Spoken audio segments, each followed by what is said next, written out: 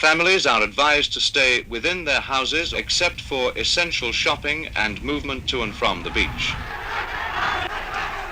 In Aden, the classic colonial crisis is being played out all over again.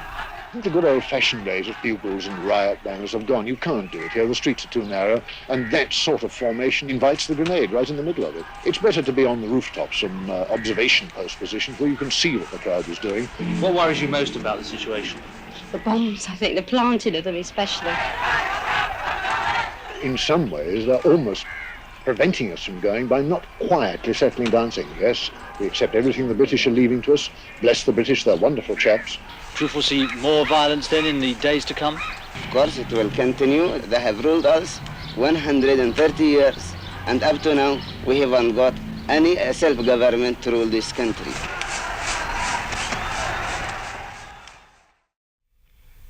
This is the British Forces Broadcasting Service in Aden. Here now is Security Bulletin number 10. The general situation has remained quiet since the last bulletin was issued. A crowd has been dispersed in Tawahi with tear smoke. Since the present situation started on the 28th of February, the following casualties have occurred. Security forces, 1 officer's wife killed, 17 injured, including 2 wives, 1 off-duty policewoman killed. Civilians, 1 British official's wife killed, 6 injured, including 3 wives and 1 daughter. Local nationals, 5 killed, 3 injured, and the following weapons have been used by the terrorists: 9 grenades, 2 bazookas, 1 mine. Altogether, 180 persons have so far been detained. That's the text of the latest security bulletin from Middle East Command. In Aden, the classic colonial crisis is being played out all over again, and with the usual cast of characters. Nationalist mobs face to face with British troops.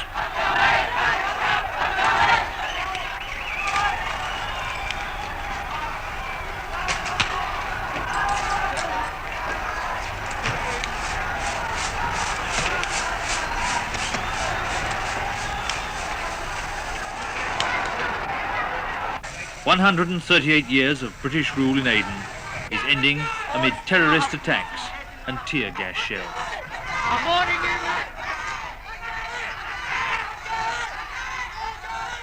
This demonstration, like all others in the past week, was the work of the Front for the Liberation of Occupied South Yemen, known as FLOSY for short.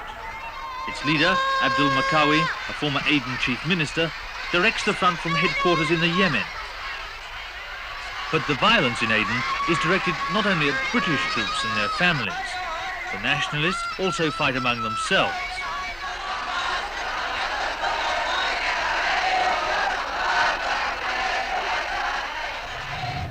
Aden's troubles don't stem from any doubts about independence. That's fixed for January next year.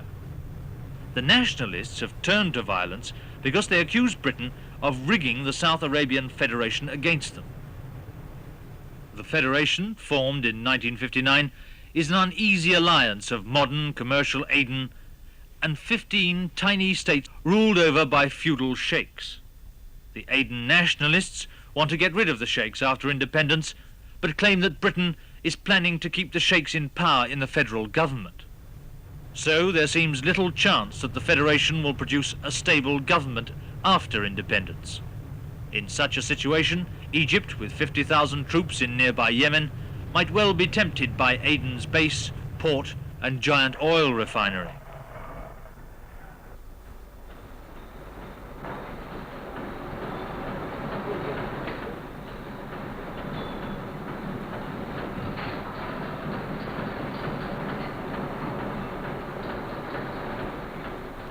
Egypt's message gets over loud and clear in Aden through Yemen radio.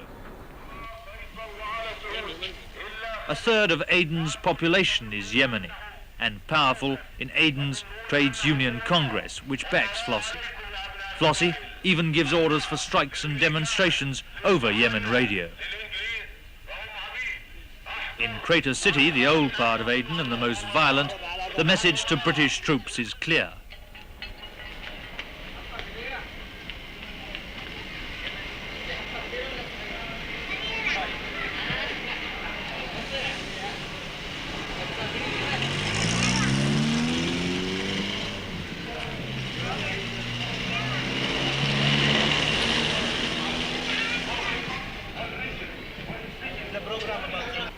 Here, the Royal Northumberland Fusiliers have been out in the streets in force. They're often an easy target for the grenade throwers and gunmen in FLOSY's pay. A terrorist's reward for a dead Briton is £5.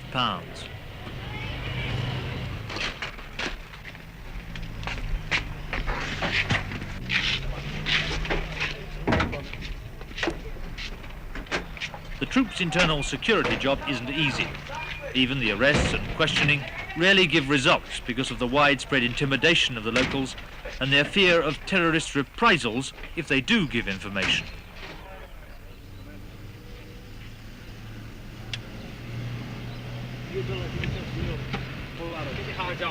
Shut up!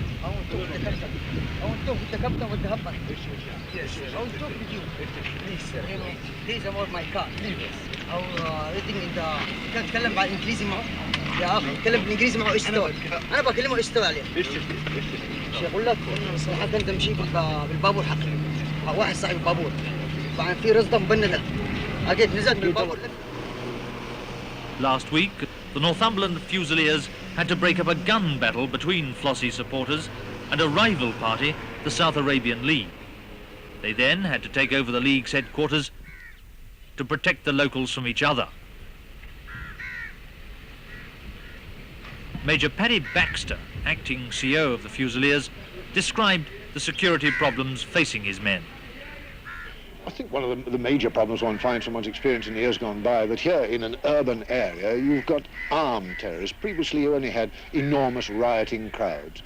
Now you've got armed terrorism. You've got a crowd that you think you can probably move peaceably, but suddenly from out of the crowd will come a grenade, a pistol shot, something of this caliber, and there's danger in these things that one hasn't met before particularly. Are you getting any cooperation at all from the local people? Well, I think they're totally passive in this. They think that if they help us, then they're bound to make it difficult for themselves, and we have gone. And one can't help but be slightly sympathetic in these matters towards them.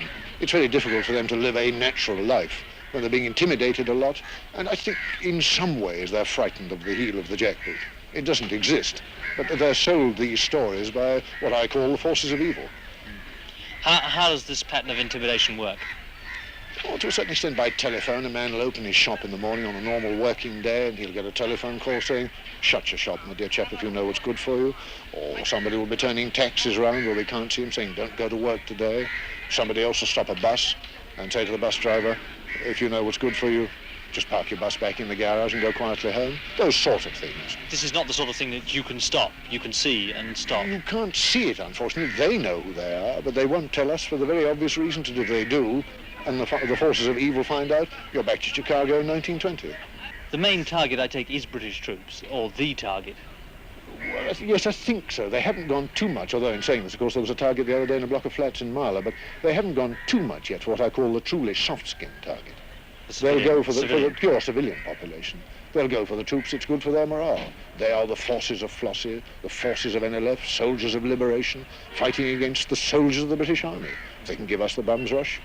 It would seem then that as the locals know the troops are pulling out at the end of the year, they don't care what they do to you. This would appear to be the surprising thing, that if they know we're going, in some ways they're almost preventing us from going by not quietly settling down saying, yes, we accept everything the British are leaving to us, bless the British, they're wonderful chaps, and we go peaceably thinking that everything is marvellous. Then they could start their little wars between themselves. They're almost creating a situation in which we'd be loath to leave them because it isn't, to use that ghastly phrase, a viable government perhaps. One doesn't know really up to date what would be left behind when we go. What sort of tactics are you employing in Crater? Well, I think the good old-fashioned days of seeing people with bugles and riot banners and police with loudspeakers have gone. You can't do it here. The streets are too narrow, and that sort of formation is open to, it invites the grenade right in the middle of it. It's better to be on the rooftops, some observation post positions where you can see what the crowd is doing, follow it until it's become a crowd with some malignant or malevolent intent, and then go out and do something about it, sort out the crowd, try and get one or two agitators, and bring them back. It's like catching fish with your bare hands. The first terrorist attack against the British in Aden was in December 1963. Terrorism has increased each year since then, so has the guarding of the British servicemen and their families in the area.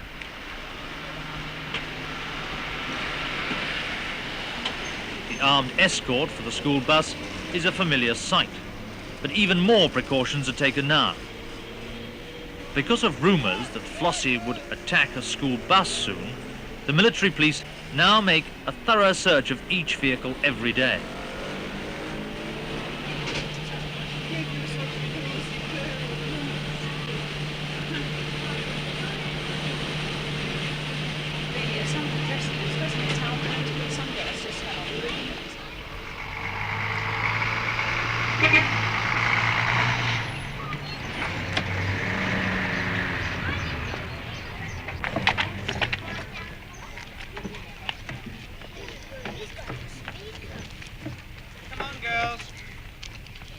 The school children, luckily, have the unknowing confidence of the very young.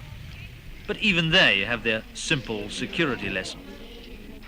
Telling you again, when you are out on the roads, you must not pick up anything that doesn't belong to you, that looks strange. Any paper bags, perhaps even an odd tin or an envelope or flasks, leave them where they are. We don't know what might be in them. Listen again, children, and also remember to stay with your mummies or your daddies. Don't go out on the streets on your own, please. So be very careful and always be with someone, not on your own. Marla Strait, Aden's most modern street, and the scene of last week's murder of 2 British women in a bomb explosion. There's an atmosphere of confinement among the families there, now that the terrorism has grown. But the confinement will not last much longer. From May the 1st, 500 British families a week will be evacuated as part of the British withdrawal from the Aden base. By the end of July, all 8,000 families will be back in Britain. At the moment, the only really safe shopping expedition is to Nafi. And even here, there's a reminder on the door of last week's murder.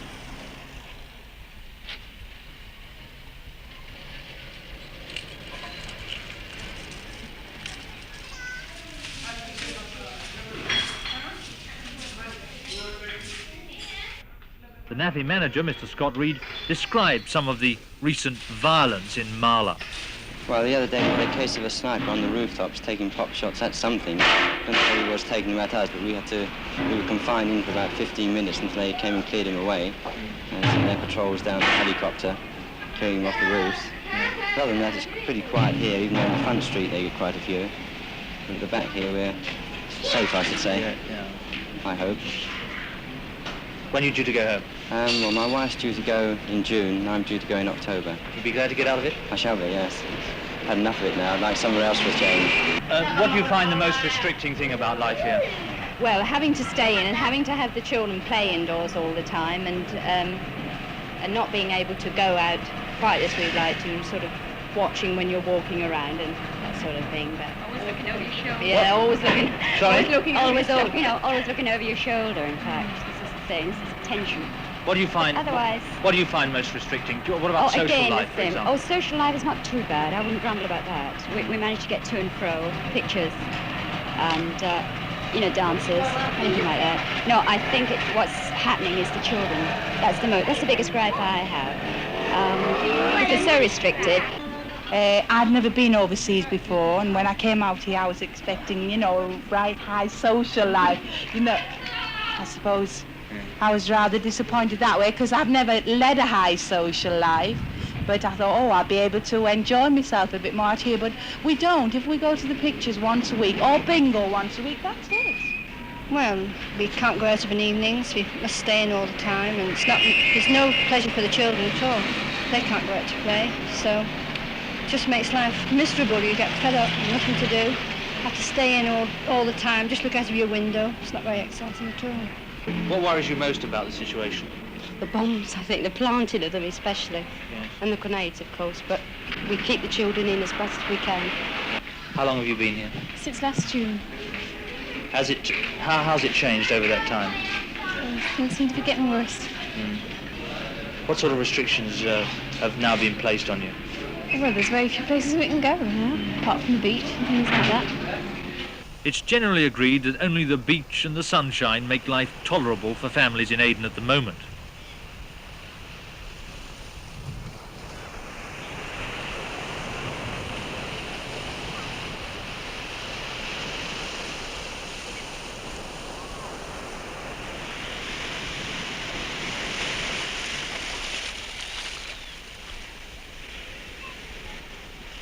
This, at any rate, is more like the life in those appealing, sun-drenched army advertisements, and a relief from the streets of Crater City.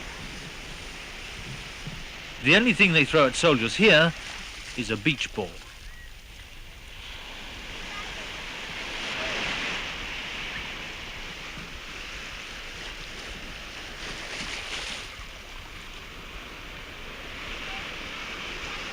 But the outlook is not so sunny elsewhere. FLOSY slogans vie with those of its main rival, the National Liberation Front terrorists. The all-powerful Aden TUC supports FLOSY, and their president, Ali Aswadi, has for the past week been seeing FLOSY leaders in the Yemen. I asked Mr. Aswadi why FLOSY continued with terrorism when Britain had already agreed to independence. Well, in order, to see that violence stopped or ended in this territory, the best way for the British government is to negotiate with FLOSY means and ways of the United Nations resolutions. And the United Nations resolutions being what? To be implemented then. But what does the what of those resolutions do you want to see? Well, all the resolutions to be implemented 100%. But that shows that the British are not aiming to implement 100% the United Nations resolutions. This being one man, one vote? Yes, this is what we are looking for. And as far as the matter for free election under the United Nations supervision, why the British are hesitate to give this promise around the table with FLOSY? But why should they talk with FLOSY? There are plenty of other groups. There are groups throwing grenades like the National Liberation Front. Why should FLOSY be consulted only? Well, we know that there is only one organization, which is the FLOSY.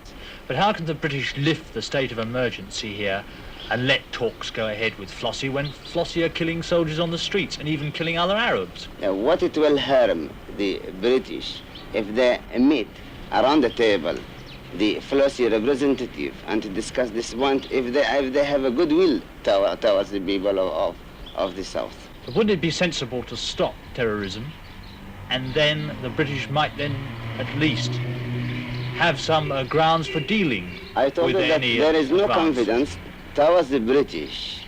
Do you foresee more violence then in the days to come? Well, this is in the hands of the British. The British government, they can find immediate solution for our country if they have a goodwill toward these people. They have ruled us 130 years, and up to now we haven't got any self-government to rule this country. So the position is that the violence will continue? Of course it will continue. This is my impression. I also spoke to Mr. Saeed Sobi, the former minister in the Makawi government. The UN resolutions are very simple. They call for general elections under the supervision of the United Nations so that the people of the territory elects their own proper people.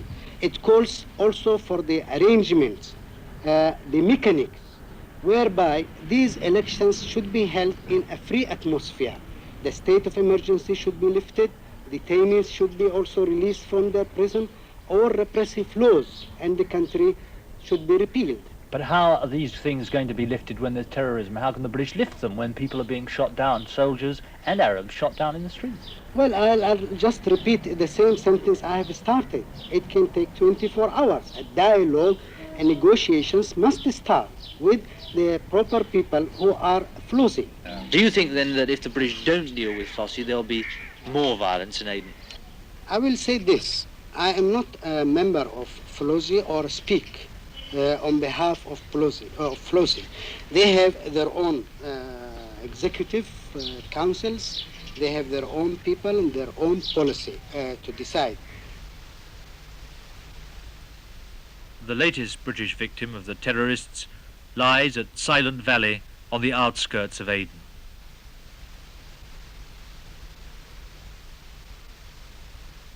Mrs. Ruth Wilkes, the wife of an army intelligence officer, was at a party in a Marla flat when a bomb exploded behind a bookcase.